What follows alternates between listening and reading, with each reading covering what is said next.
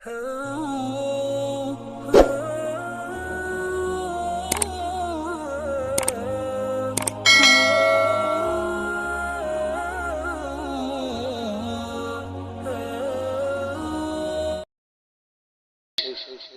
بالله من الشيطان الرجيم. بسم الله الرحمن الرحيم.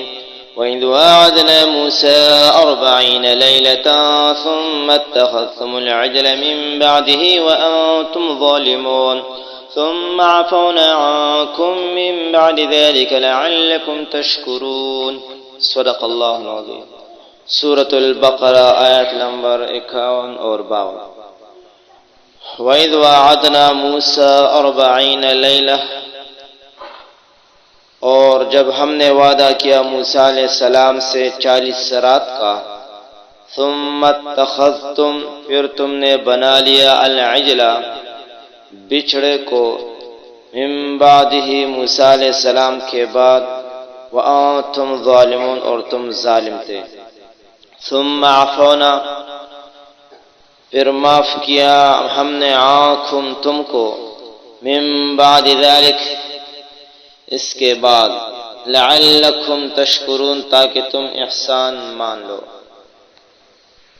پشت میں ترجمہ ہے وَإِذْ وَاعَدْنَا مُوسَىٰ، اور ہر کله چې وعده واخیستله مونږه موسی علیہ السلام نه 40 لیله، د 40 شپو.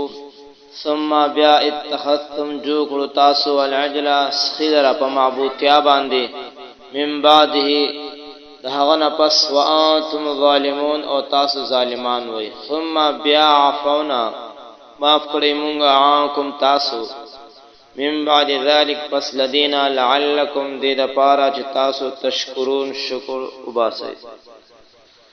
وَإِذْ وَاعَدْنَا مُوسَىٰ 40 لیلہ، یا سے تیسرا انعام کا ذکر اللہ فرما رہا ہے، اور یہ ہے گناہ کی معافی. فرعون کے مظالم سے چھٹکارا حاصل کر کے آزادی حاصل کرنے والی قوم کے لیے اگرچہ مصر میں رہتے ہوئے کسی قانون یا دستور کی ضرورت نہیں تھی، اور نہ اقلیت میں رہنے والی مغلوب جماعت اس کے بارے میں سوچ سکتی تھی، لیکن سمندر پار ہونے کے بعد ان کو آئین کی ضرورت پڑی. اللہ تعالیٰ نے حضرت موسیٰ علیہ السلام کو 40 رات تک کوئی طور پر رہنے کی ہدایت کی تاکہ لقاء ربانی سے مانوس ہو سکے. لیکن حضرت موسیٰ علیہ السلام کے جانے کے بعد بنی اسرائیل نے اپنی کمزوری کا ثبوت دے کر سامری کی فنکاری سے متاثر ہو کر اس کے ہاتھوں سے بنائے ہوئے بچھڑے کی عبادت شروع کی. یقیناً اس وقت یہودیوں کا یہ مشرکانہ کردار ناقابل معافی جرم تھا، لیکن پھر بھی اللہ تعالیٰ نے خصوصی مہربانی فرما کر بنی اسرائیل کو توبہ کرنے کا سنہری موقع فراہم کیا تاکہ ان کی معافی خود ان کے حق میں ایمان کی تقویت اور شکر کے اضافے کا سبب بنے. اگرچہ گناہ بذات خود اللہ تعالیٰ سے بے وفائی کے مترادف ہے، لیکن جہاں کہیں گناہ کے بعد دل سے توبہ نصیب ہو تو پھر گناہ توبہ کی وجہ سے احسانات کی فہرست میں اپنے لیے جگہ بنا لیتا ہے.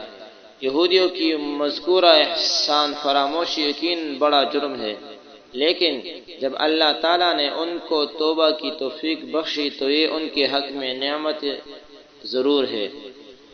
اس لیے اللہ تعالیٰ نے بنی اسرائیل پر انعامات کے ذیل میں اس کا ذکر فرمایا. بنی اسرائیل اگرچہ دام نبوت سے وابستہ تھے، ان کی تربیت محفل موسوی میں ہو رہی تھی، اور حضرت موسیٰ علیہ السلام کا حسب وعدہ کوئی طور پر جانے کے بعد حضرت ہارون علیہ السلام نے آپ کی نیابت کی ذمہ داری قبول کی. لیکن اس کے باوجود بنی اسرائیل کے گمراہ ہونے اور مشرکانہ طرز زندگی اپنانے میں بنیادی کردار اس ماحول کا تھا جس میں یہ لوگ صدیوں سے مبتلا تھے. مصر میں رہتے ہوئے ان کی اپنی ثقافت مٹ گئی تھی اور فرعونیوں کے طرز زندگی کا اثر ان پر غالب تھا. عموماً اقلیت میں رہنے والی قوم اپنا تشخص کھو کر اکثریت والوں کی تہذیب و ثقافت کی تابع رہ جاتی ہے. فرعونیوں میں گائے کی عبادت عام تھی. ان لوگوں کے دل و دماغ پر وہ کیفیت چائر رہی اس لیے سامری نے جب بچھڑے کی شکل بنائی اور اپنی فنکاری سے اس سے آواز نکالنے میں کامیاب ہوا تو بنی اسرائیل کو اس کے سامنے سجدہ کرانے میں کسی زیادہ محنت کی ضرورت نہیں پڑی، صرف چند الفاظ سے ترغیب دلا کر ان کو اپنا ہم مسلک بنایا اور ایسا ہم خیال بنایا کہ حضرت ہارون علیہ السلام کی باتوں کا ان پر کوئی اثر نہیں رہا۔ اس سے زیادہ اندازہ ہوتا ہے کہ جب اللہ تعالیٰ کسی شخص کو برے ماحول سے نکال کر کسی روحانی محفل و مجلس میں بیٹھنے کا موقع فراہم کرے اور اس ماحول سے وابستگی پر اس کی زندگی بن جائے تو پرانے ماحول سے تعلق نہ رکھے اور یا کسی گناہ کو چھوڑنے کی توفیق نصیب ہو تو پھر گزشتہ زمانے کے گناہوں کا تذکرہ نہیں ہونا چاہیے، کیونکہ اس میں یہ امکان رہتا ہے کہ گزشتہ ماحول یاد آنے پر کہیں اس سے متاثر نہ ہو اور بنی بنائی صلاحیت ضائع نہ کر بیٹھے۔ اگرچہ موسیٰ علیہ السلام کو کی طور پر صرف 40 راتیں نہیں بلکہ دن بھی گزارنے پڑے، لیکن اس کے باوجود قرآن پاک میں 40 لیلہ یعنی 40 راتوں کے عنوان سے تذکرہ کر رہا ہے۔ اللہ تعالیٰ اس کی حکمت بہتر جانتا ہے، لیکن بظاہر یہ حکمت بھی ممکن ہے کہ اس سے قمری کیلنڈر کی اہمیت واضح ہوتی ہے۔ قمری نظام رات کی تبدیلی سے چلتا ہے، چنانچہ غروب آفتاب سے شروع ہوتا ہے، اس لیے ہماری عبادات کا زیادہ تر دار و مدار قمری نظام پر ہے۔ شمسی کیلنڈر کو اپنانا کوئی ناجائز نہیں، اس پر بھی بسا اوقات عمل کیے بغیر چارہ نہیں رہتا، لیکن پھر بھی زیادہ اہمیت قمری نظام کو حاصل ہے۔